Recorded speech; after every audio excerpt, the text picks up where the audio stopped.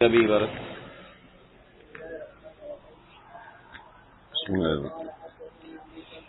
جب عبارت شروع کرنی ہے نا تو اس سے پہلے ایک جملہ پڑھنا ہے. بِالسَّنَدِ الْمُتَّصِلِ مِنَّا إِلَى الْإِمَامِ أَبِي داؤد رحمہ اللہ تعالی قال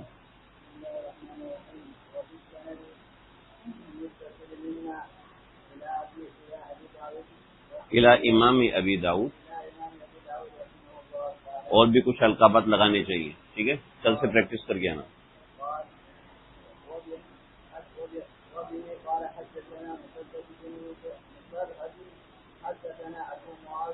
قال حدثنا بولنا چاہیے، لکھا ہوا نہیں ہے، اس لیے لکھا ہوا نہیں ہے کیونکہ اختصار کے لیے. قال حدثنا، قال پڑھنا چاہیے.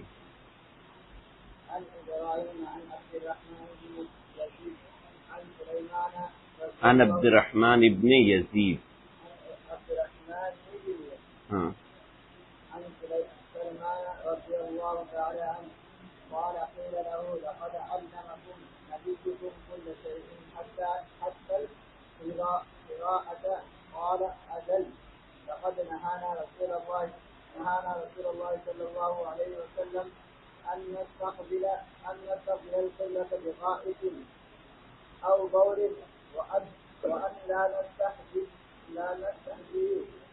اللہ نستنجیہ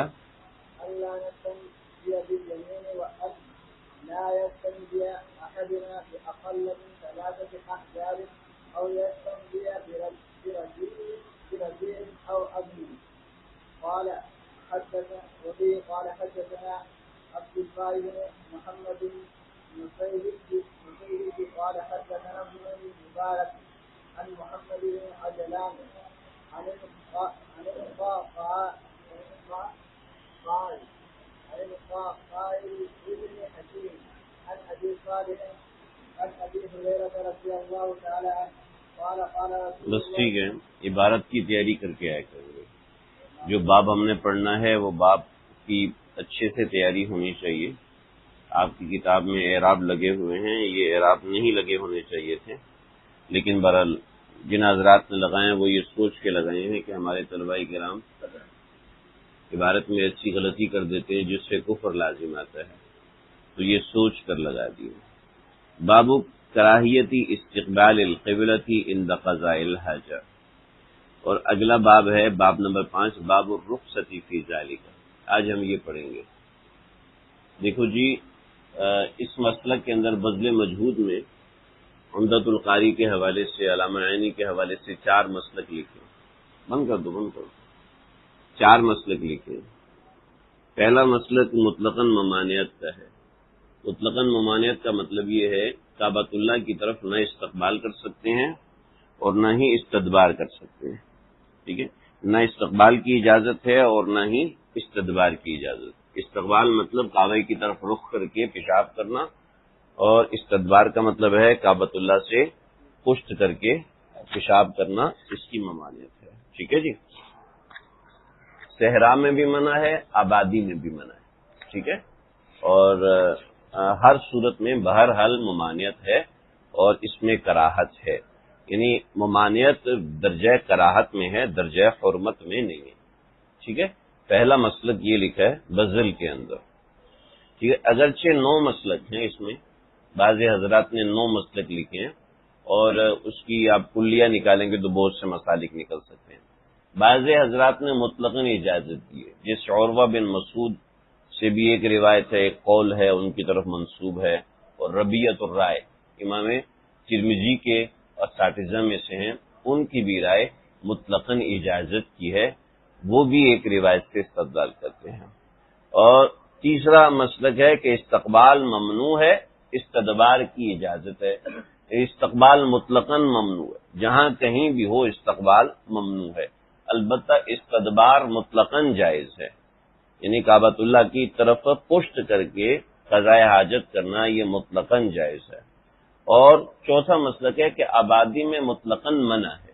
یہ جو تیسرے نمبر پہ لکھا ہے، آبادی میں مطلقاً منع ہے اور صحرا میں مطلقاً اجازت ہے.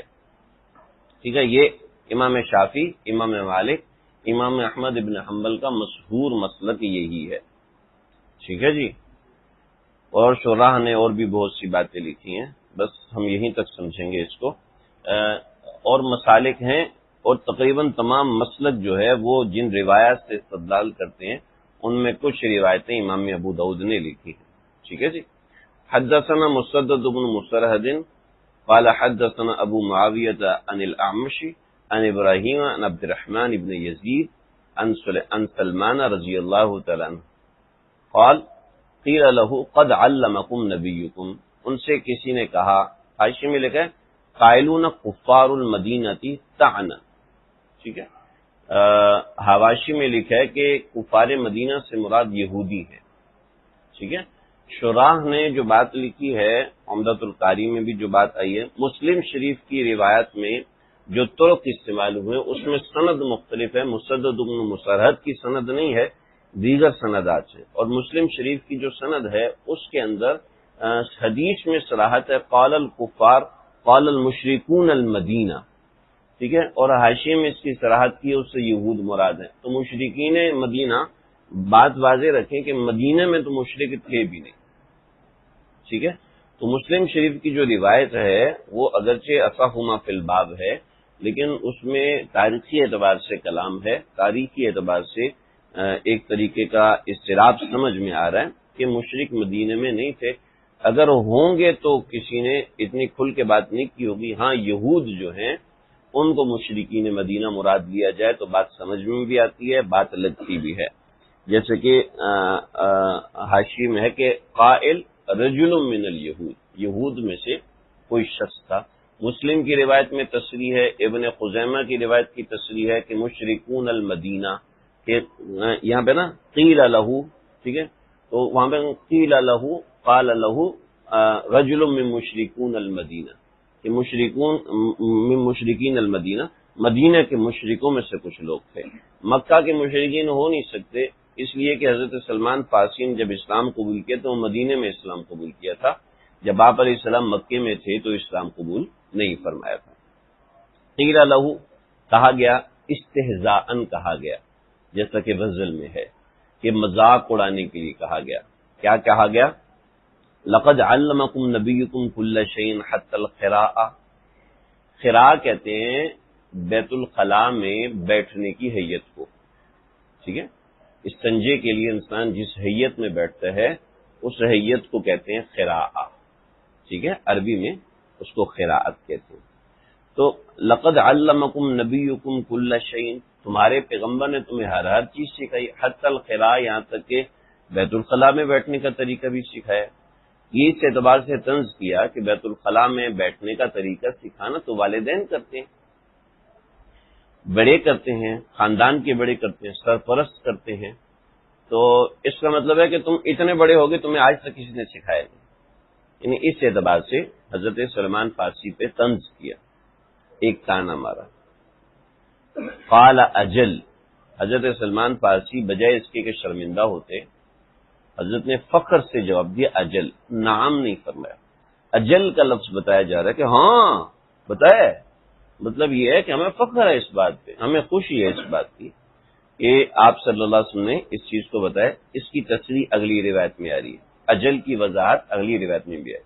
لقد نہانا، آپ نے ہمیں منع کیا، ان نستقبل القبلۃ بغائط، ہم قضاء حاجت کے لیے قبلے کے رخ بیٹھیں، او بولین، یا پیشاب کے لیے قبلے کے رخ بیٹھیں، او، اور ہمیں اس بات کا بھی منع کیا گیا، اللہ، کہ لا زائدہ ہے، ٹھیک ہے، اللہ نستنجی بالیمین، کہ ہم دائیں ہاتھ سے استنجا کریں، اس بات کا بھی منع کیا گیا، وہ اللہ نستنجی احدنا باقل من ثلاثۃ احجار، یا ہمیں یہ بھی منع کیا، لا پھر یہاں پہ زائد ہے، کہ ہمیں منع کیا کہ ہم 3 پتھروں سے زیادہ استعمال کریں، ان 3 پتھروں سے کم استعمال کریں، یعنی 3 پتھروں سے زیادہ ہی استعمال، 3 پتھر استعمال کرنے، 3 پتھروں سے کم استعمال نہیں کرنے، او یستنجی او یستنجیا، اور ہمیں منع کیا گیا کہ ہم استنجا کریں برجین، خشک گوبر سے، ٹھیک ہے، او عظمین، یا ہڈی سے استنجا کریں، ہمیں ان سب سے منع کیا گیا۔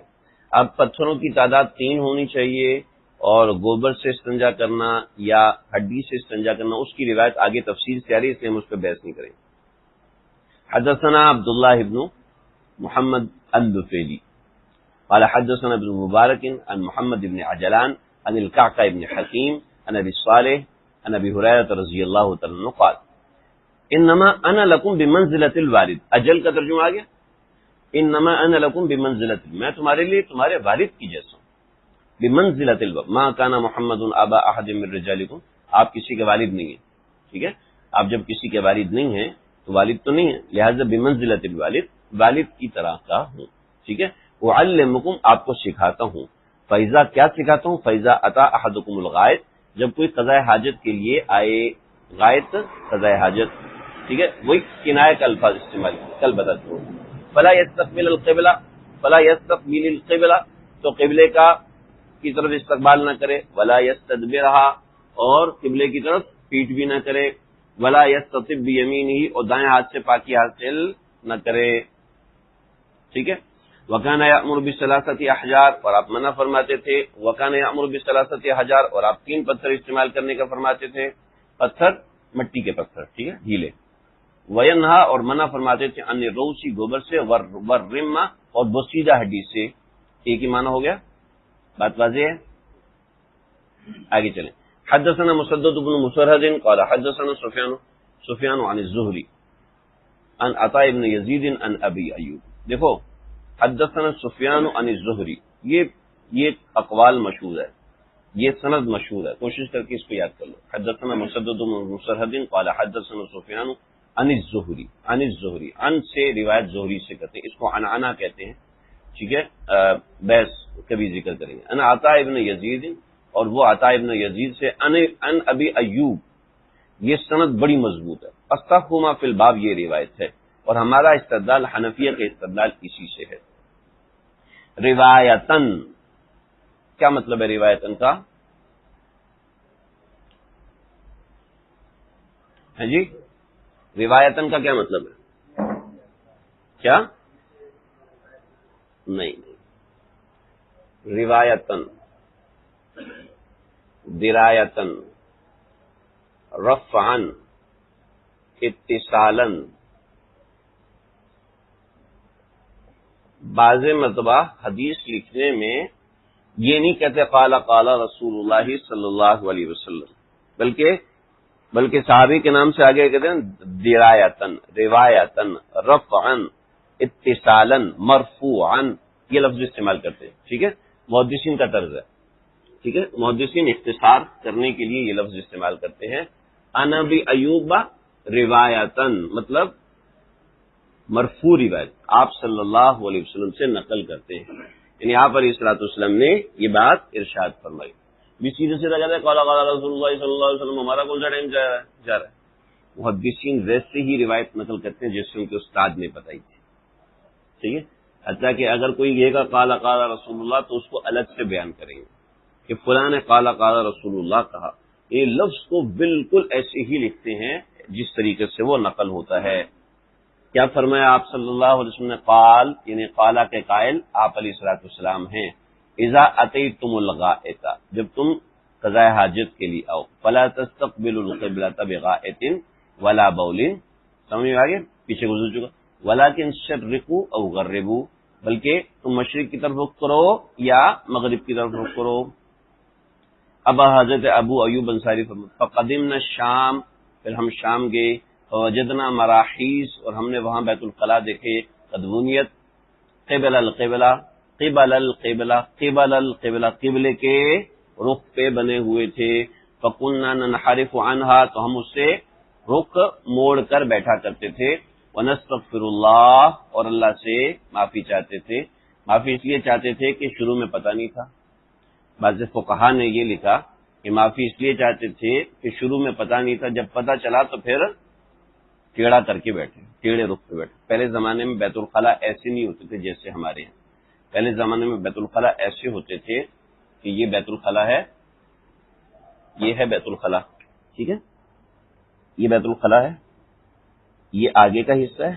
ٹھیک ہے، اور یہاں پر پیچھے ایک بانس لگا ہوتا تھا، ڈنڈا لگا ہوتا تھا. اس سے آگے اس طرح کا پوٹ لگا ہوتا تھا. ٹھیک ہے، اور اس پوٹ کے اوپر لبنتین 2 اینٹیں رکھی ہوتی تھی. ٹھیک ہے، ادھر بیٹھ کے قضاء حاجت کرتے تھے، اور شام کے وقت ایک بھنگی آتا تھا، وہ اس کو نکالتا تھا اور اپنی ٹرالی میں ڈالتا تھا اور لے جاتا تھا اور لے کر پھینک دیتا تھا روڑی پہ، ٹھیک ہے، اور اس کو صاف کر کے دھو کے وہ واپس آ جاتا تھا۔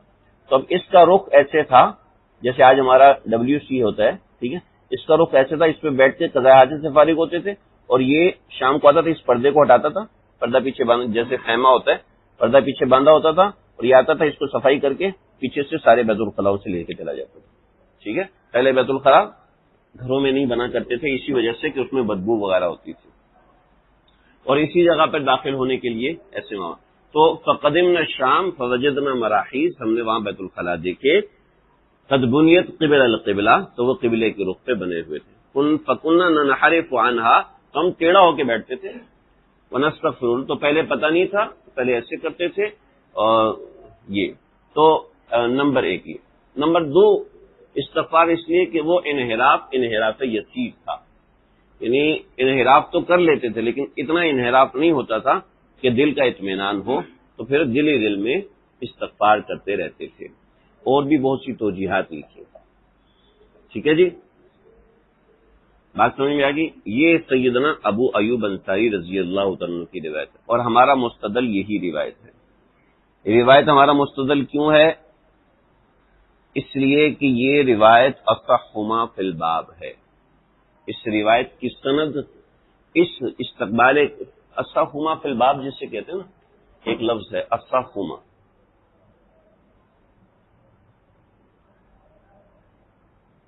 اس لفظ کو یاد کر لو، اصح ما فی الباب کا مطلب ہے اس موضوع پہ جتنی بھی روایت آئی ہیں ان سب میں ایک روایت جو ہوتی ہے سب سے مضبوط اور طاقتور ہوتی ہے سند کے اعتبار سے، اس میں کسی درجے کا کوئی معاملہ نہیں ہوتا، اس کو کہتے ہیں اصح ما فی الباب، سمجھ رہے؟ نمبر 1 یہ روایت اصح ما فی الباب ہے، ٹھیک ہے۔ نمبر 2 یہ روایت قولی ہے، دوسری جتنی بھی روایتیں وہ فعلی ہیں۔ آپ کہیں گے پیچھے حضرت ابو ہریرہ کی روایت گزری ہے، وہ بھی تو قولی ہے، ٹھیک ہے، وہ بھی تو قولی ہے، لیکن وہ اصح ما فی الباب نہیں ہے، ٹھیک ہے۔ اس سے پیچھے جو روایت گزری ہے حضرت سلمان فارسی کی، وہ بھی اصح ما فی الباب نہیں ہے، یہ اصح ما فی الباب بھی ہے اور قولی روایت بھی ہے، ٹھیک ہے۔ تیسری بات، جتنی بھی فعلی روایات ہیں، دوسری روایت جس میں اجازت ہے وہ تمام روایت فعلی ہے، ٹھیک ہے، اور جو فعلی روایات ہیں اس میں احتمال ہے کہ ہو سکتا ہے دیکھنے والے کو غلط فہمی ہوئی ہو سکتا ہے دیکھنے والے کو فرق محسوس ہو سکتا ہے قصہ کچھ اور ہوا ہو، جس نے اس عمل کرتے ہوئے دیکھا ہے وہ عمل ہو سکتا ہے سمجھ میں نہ آیا ہو سکتا ہے وہ آپ صلی اللہ علیہ وسلم کی خصوصیت ہو، ٹھیک ہے، آگے روایت آئیں گی ہم اس کو ساتھ ساتھ ذکر کریں گے، ٹھیک ہے جی۔ ایک روایت میں ہے من طفل تجاہ القبلہ، جس نے قبلے کی طرف رخ کر کے تھوک پھینکا تو قیامت کے دن وہ تھوک اس کے چہرے پہ ملا جائے گا، ٹھیک ہے۔ جب اس کے چہرے پہ تھوک کے بارے میں یہ بات ہے تو پیشاب کے بارے میں تو اور بھی زیادہ اہم ہونا چاہیے۔ تو قیاس کا تقاضا بھی یہ ہے کہ قبلہ رخ پیشاب نہ کیا جائے، ٹھیک ہے، قیاس کا تقاضا بھی ہے۔ اس کے بعد آگے چلیں، جب ایک چیز میں حرمت اور ایک چیز میں اباحت، بھئی یہ چیزیں نوٹ کرنے کے لیے بھول جاؤ گے آپ لوگ، میں بس کاپی رکھا کرو، ان چیزوں کو نوٹ کرو۔ جب ایک چیز میں حرمت اور ایک چیز میں اباحت کے اندر مقابلہ ہو تو اجماع امت ہے اس بات، اجماع امت نہیں پڑھا میں نے، اجماع امت نہیں کو، جب حرمت اور اباحت میں اختلاف ہوتا ہے تو حرمت اولا ہوتی ہے، لہذا اس قیاس کا تقاضا بھی یہ ہے کہ اس حرمت سے بچا جائے، اس کراہت سے بچا جائے، ٹھیک ہے۔ اس کا حوالہ مجھے یاد نہیں ہے، میں نے ہمارا ایک فتویٰ ہے 6 شوال کے حوالے سے، اس کے اندر ایک بڑا مضبوط حوالہ ہے، مجھے اس وقت ذہن سے نکل گیا، بہرحال ایک بڑی متفق علیہ بات ہے، میں انشاءاللہ اس کو بتاؤں گا، ٹھیک ہے۔ فلا تستقبل القبلہ، یہ قاعدہ کلیہ ہے، یہ قاعدہ فلا تستقبلوا، لا نفی جنس ہے نا، جنس کی نفی کر رہی ہے، سمجھ رہے؟ فلا تستقبلوا واضح ہے نا، فلا تستقبلوا، ٹھیک ہے، لا نفی جنس ہے، ٹھیک ہے، جنس کی نفی ہوگی تو کوئی جزیہ واقعہ ایسا ہو گیا جس میں استقبال قبلہ کیا گیا ہے، فلا کا رد کیا گیا ہے، تو وہ کسی بھی طریقے سے قابل قبول نہیں ہوگا کہ ایک جزیہ ہے، جزیے سے قاعدہ کلیہ نہیں نکلتا، قاعدہ کلیہ نکلتا ہے قاعدہ کلیہ کے ذریعے سے، سمجھ رہے بھائی؟ تو یہ روایت ہماری جو ہے مستدل ہے اور اسی وجہ سے مضبوط ہے۔ ایک بات بتاؤں، آگے بھی یہ چیزیں چلیں گی، دوسری کتابوں میں بھی یہ چیزیں چلیں گی۔ ایک کسی مسئلے کی تشریح حضرت شیخ الحدیث رحمۃ اللہ علیہ نے فرمائی، توجیہ فرمائی، تو کسی نے کہا کہ حضرت آج اگر امام شافعی ہوتے نا تو وہ بھی اپنے مسلک سے رجوع کر لیتے، تو کہتے ہیں پاگل ہو گئے ہو کیا؟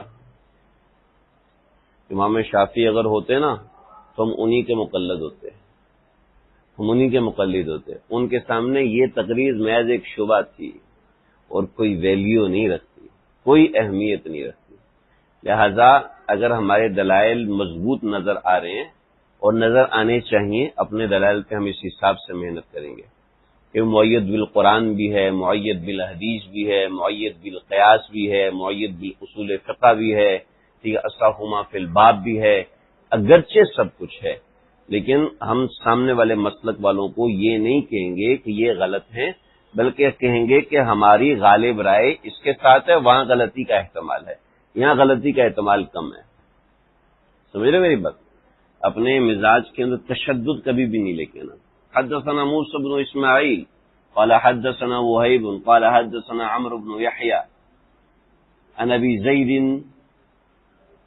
عن معقل، دیکھو عن ابي زید کی تشریح کر دی قال ابو داؤد سے، حدیث کے آخر میں دیکھو قال ابو داؤد ہوا مولا بنی ثعلبہ، وہ بنی ثعلبہ کے آزاد کردہ غلام تھے، تو ابی زید جو ہے وہ کوئی مجہول آدمی نہیں ہے، اس کو وضاحت کر دی۔ عن معقل ابن ابی معقل الاسدی قال نہا رسول اللہ صلی اللہ علیہ وسلم ان نستقبل القبلتین، قبلتین کا استقبال کرنے کو آپ صلی اللہ علیہ وسلم نے منع کر دیا، ببولین پیشاب کے لیے، ببولین پیشاب کے لیے، اور غائطین اور بڑی حاجت کے لیے، ٹھیک ہے، لیکن یہ حدیث آپ کے حاشیے میں لکھا ہے، یہ حدیث ہے ہجرت سے پہلے کی، ٹھیک ہے، سمجھ رہے ہیں؟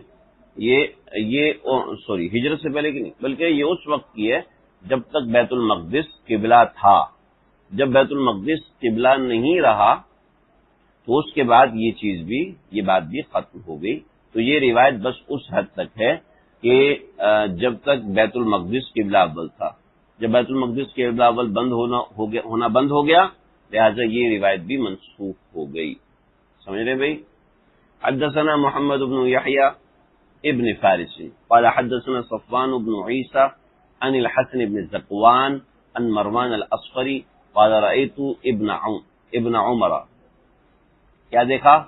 اناخ راحلتہ، حضرت نے اپنی راحلہ اس اونٹنی کو کہتے ہیں جو کہ سفر میں چلنے والی ہوتی ہے، ہر اونٹ کو ابل کہتے ہیں، ٹھیک ہے، ہر اونٹ کو ابل کہا جاتا ہے یا دوسرا نام دیا جاتا ہے، راحلہ اس اونٹنی کو کہتے ہیں جس اونٹنی پر سفر کیا جاتا ہے، ٹھیک ہے، اناخ راحلتہ، آپ نے اپنی اونٹنی کو بٹھایا، مستقبل القبلہ، قبلے کے رخ پر، ثم جلسہ، پھر بیٹھ گئے، یعنی اس کی اوٹ میں بیٹھ گئے، یبول الیہا، اور پھر اس پہ پیشاب کیا اس رخ پہ، فقلت، تو میں نے کہا، یا ابا عبد الرحمن،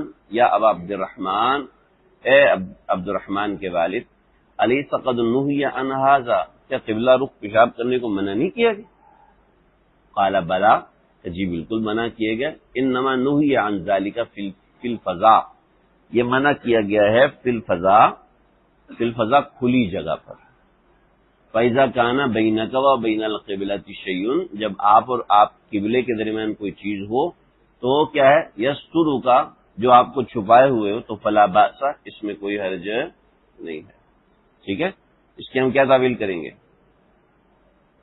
یہ ابن عمر کا اپنا فعل ہے، اپنا قول ہے، مرفوع روایت کے مقابلے میں کسی صحابی کا قول معتبر نہیں ہوتا. ٹھیک ہے، اس میں کسی حدیث کا حوالہ تو نہیں دیا گیا نا، سمجھ رہے؟ لہٰذا ابن عمر کا قول ہے، ابن عمر کا قول مرفوع حدیث کے مقابلے میں قابل قبول نہیں.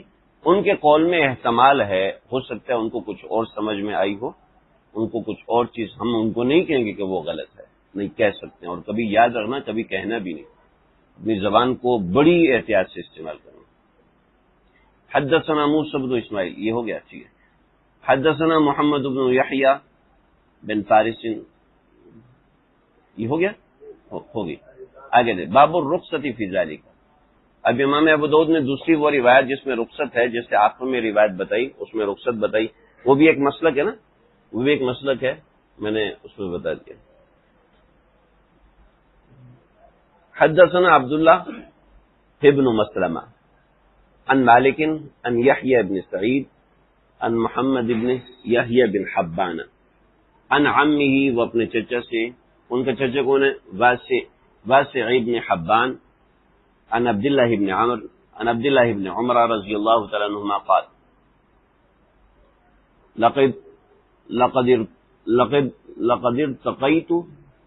ارتقیت میں چڑھا علی ظہر البیت، اپنے گھر کی چھت کے اوپر یا گھر کی چھت کے اوپر.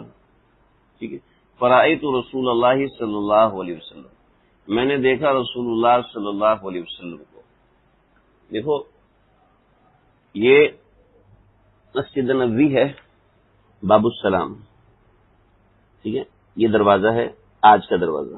ٹھیک ہے، آج کا دروازہ یہ ہے. ٹھیک ہے، ادھر آپ صلی اللہ علیہ وسلم کا گھر ہے. ٹھیک ہے، ادھر حضرت حفصہ کا گھر ہے. ٹھیک ہے، یہاں حضرت اسما کا گھر ہے، یہ باہر نکلنے کا دروازہ ہے. ٹھیک ہے، اور یہاں جو ہے نا، یہاں حضرت عباس کا گھر ہے. ٹھیک ہے، اس گھر کے پیچھے حضرت عمر کا گھر تھا. ٹھیک ہے، حضرت عمر کا گھر. تو حضرت ابن عمر نے آپ صلی اللہ علیہ وسلم کو یہاں سے دیکھا، ایک احتمال یہ ہے. ٹھیک ہے، اس میں فاصلہ بنتا ہے تقریباً آج کے حساب سے 100 فٹ. ٹھیک ہے، اور ایک احتمال ہے کہ حضرت ابن عمر اپنی بہن کے گھر آئے ہوئے تھے، حضرت حفصہ کے گھر آئے ہوئے تھے. ٹھیک ہے، اور ان کے گھر کی چھت پر آپ صلی اللہ علیہ وسلم چڑھے ہوئے تھے. تو قبلہ اس طرف ہے، قبلہ اس طرف، سمجھ رہے؟ قبلہ اس طرف ہے. تو حضرت حفصہ کے گھر پر آپ صلی اللہ علیہ وسلم اوپر تھے. اب اوپر تھے تو آپ صلی اللہ علیہ وسلم چھت کے اوپر قضاء حاجت کر رہے تھے. ٹھیک ہے، دیکھو فرأیت رسول اللہ صلی اللہ علیہ وسلم، میں نے دیکھا آپ صلی اللہ علیہ وسلم کو علی لبنتین، 2 اینٹوں کے اوپر، مستقبلہ بیت المقدس لحاجتی، آپ صلی اللہ علیہ وسلم بیت المقدس کی طرف رخ کر کے استنجا فرما رہے تھے، بیت المقدس کی طرف رخ کر کے پیشاب فرما رہے تھے. ٹھیک ہے، تو یہ ابن عمر رضی اللہ تعالیٰ کی روایت ہے. ٹھیک ہے، اللہ اکبر. آگے دیکھو، حدثنا محمد بن بشار قال حدثنا وهب بن جرير قال حدثنا ابي قال سمعت محمد بن اسحاق يحدث عن ابان بن صالح عن مجاهد عن جابر بن عبد الله رضي الله تعالى عنهما قال نهى النبي صلی اللہ علیہ وسلم ان نستقبل القبلة ببول. آپ صلی اللہ علیہ وسلم نے ہمیں منع فرمایا تھا، کیا ہے؟ ان نستقبل القبلة، قبلے کی طرف رخ کرنے کو. ٹھیک ہے، ببول، پیشاب کے لیے. فرأیتہ، میں نے دیکھا، قبل ان یقبض، آپ کی روح قبض کرنے سے پہلے، بعام، 1 سال پہلے، یستقبلها، کہ آپ اس کا استقبال کر رہے تھے. ٹھیک ہے، کیا جواب ہے؟ آپ کیا جواب دیں گے؟ انہوں نے جابر بن عبداللہ نے آپ صلی اللہ علیہ وسلم کو قبلے کی طرف رخ کر، جو حضرات کہتے ہیں مطلقاً اجازت ہے، جیسے ربیعۃ الرائے ہے. ٹھیک ہے، تو کیا جواب ہے؟ ہاں بھائی، کسی غیر مقلد نے آپ کو حدیث دکھا دی تو کیا کرو گے؟ عذر کی حالت میں کر سکتے ہیں. اس حدیث میں کہاں ہے عذر کی حالت میں کر سکتے ہیں؟ کیسے بیماری کی حالت؟ 1 سال پہلے تو آپ کو کوئی بیماری نہیں تھی. بولو بولو، ہمت کرو، جواب تو آپ کو دے چکا ہوں.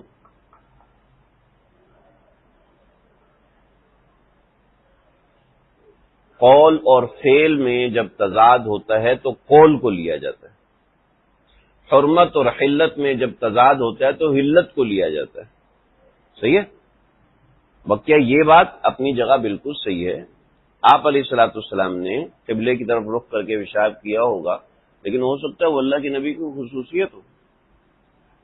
کیونکہ چلیں آپ کو مزے کی بات سنوں. مولانا فخر الزمان صاحب ایک بہت بڑے عالم محدث ہیں، سواد کے بڑے عالم ہیں. ہمارے ساتھ سفر میں تھے، حج کے سفر میں تھے، تو روزہ اطہر صلی اللہ علیہ وسلم کے سامنے حاضر ہوئے تو نا، تو روزہ اطہر صلی اللہ علیہ وسلم کی طرف ہاتھ اٹھا کے نا دعا کریں.